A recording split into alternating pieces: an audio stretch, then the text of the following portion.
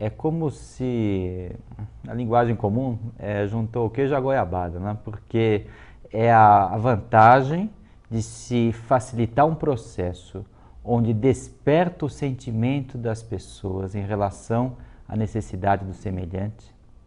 Vem com toda a força aquela imagem da parábola do bom samaritano, de quem é o meu próximo.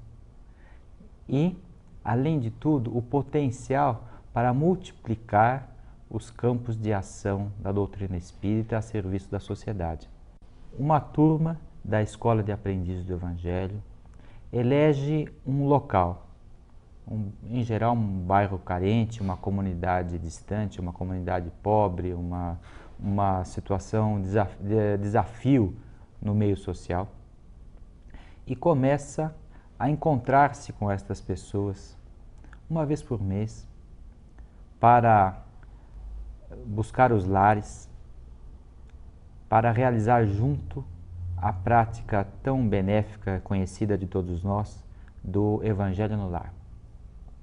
Estas visitas fraternais nos lares das pessoas se repetem durante alguns meses. Vai amadurecendo o sentimento de se importar com o semelhante para os alunos. Isso é valioso para a vida inteira. E, naturalmente, traz um benefício que é o benefício da prece no lar. Tantas pessoas são beneficiadas pelo ambiente espiritual que se forma. E isso, ao longo de alguns meses, forma como que uma condição totalmente nova. Novas portas se abrem. Muitas vezes, aquele grupo de alunos aprende também a trabalhar junto, a organizar-se em equipe, a se estruturar para trabalhar coletivamente.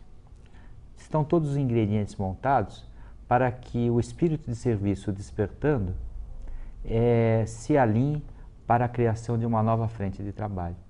Então, muitas vezes surge um centro espírita no seio daquela comunidade, uma nova casa que oferece de mais perto às pessoas a oportunidade do benefício espiritual.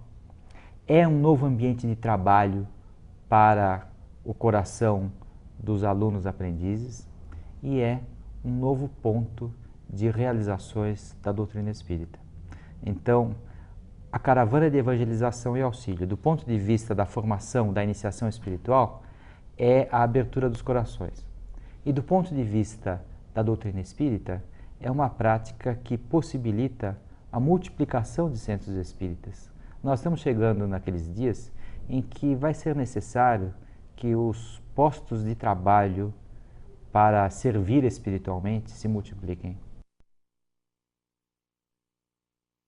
Ao fim do primeiro ano, o aluno já adentrado no grau de aprendiz, ele já exercitou alguns atributos, tais como a disciplina, a frequência às aulas, ele já começou a se despertar para a necessidade do próximo, e é chegado o momento, portanto, já terçou armas contra alguns vícios que eventualmente esteja presente ainda, ele já começa a ter as primeiras conquistas. Então, ele se sente já apto, na verdade, ele já sente dentro de si a necessidade de auxiliar o próximo. Isso faz com que ele fique desperto para o convite que vai ser feito ao final do primeiro ano, onde ele passa por um exame. Bom, neste exame, ele tem dois tipos de avaliação. Uma é a avaliação do plano espiritual e a outra é a avaliação dos dirigentes da turma, o dirigente, sua equipe, o assistente, o secretário, aonde eles vão avaliar se ele cumpriu com todas as etapas que se exige nessa etapa da iniciação. E no campo de vista espiritual, o seu mentor, a espiritualidade, irá avaliar se o compromisso encarnativo que ele tem, se ele está desempenhando adequadamente. Então, o exame do primeiro ano tem esses dois aspectos. E é um momento também onde a maioria ou a grande parte dos alunos tem pela primeira vez um contato com o seu mentor espiritual, onde ele recebe uma mensagem, normalmente não, para todos que passam a ter esse contato, é muito emocionante, porque cada um dos alunos que ouve o mentor falando, fala algo que está no fundo do seu coração. Então é um momento de muita emoção, onde muitos de nós se encontram, olha, eu realmente tenho um papel a desempenhar na sociedade, eu tenho que me dedicar ao próximo, eu tenho condições de contribuir para que o nosso planeta, nesse momento difícil que está passando, possa brevemente se tornar um mundo regenerado, deixando de ser um mundo de provas e expiações. Sempre tivemos bem claro que o curso de médiuns, ele não é obrigatório. Todos os alunos poderão fazê-lo, se assim o desejar. Entretanto, nós podemos fazer algumas observações.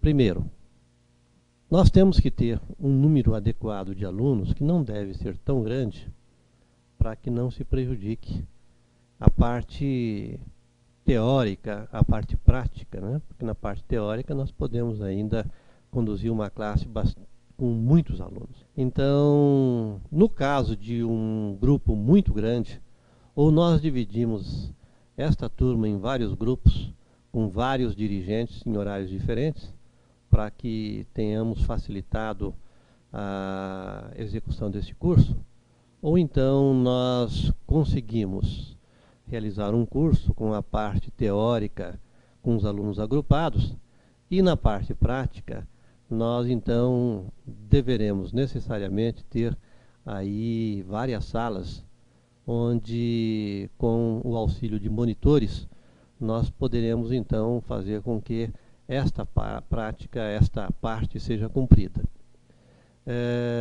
Nós dissemos que não é obrigatório, porque o aluno ele pode, por dificuldades de horário, ou então porque ele realmente não deseja participar. Entretanto, todos poderão fazê-lo, independente de ter vidência, de ter incorporação antes mesmo de fazer o curso. Todos nós temos a mediunidade. Neste curso nós podemos desenvolver essas nossas potencialidades. Então, é uma oportunidade de nós nos aprimorarmos, de nós conhecermos melhor as relações entre o mundo material e o mundo espiritual, de nós recebermos dos dirigentes do curso todas as informações e, durante a parte prática, nós termos uma vivência de como proceder, de como nos comportarmos, de como atuarmos, de como sentirmos a presença do plano espiritual. É claro que o amor é imprescindível, mas é necessário que tenhamos conhecimento.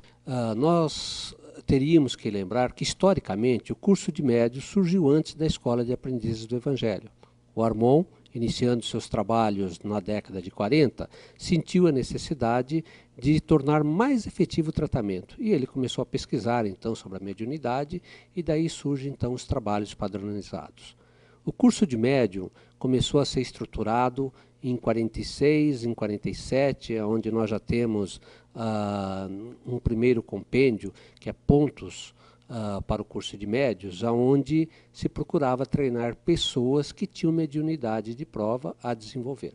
E era um dos requisitos naquela época que deveria frequentar a escola de médium quem tivesse possibilidades mediúnicas. Com a Escola de Aprendizes do Evangelho, a história muda um pouquinho, porque passa a ter o enfoque a escola de médium não só de desenvolver aquela atividade de prova, mas possibilitar a todo servidor a servir. É um caminho a servir, seria uma maneira mais fácil.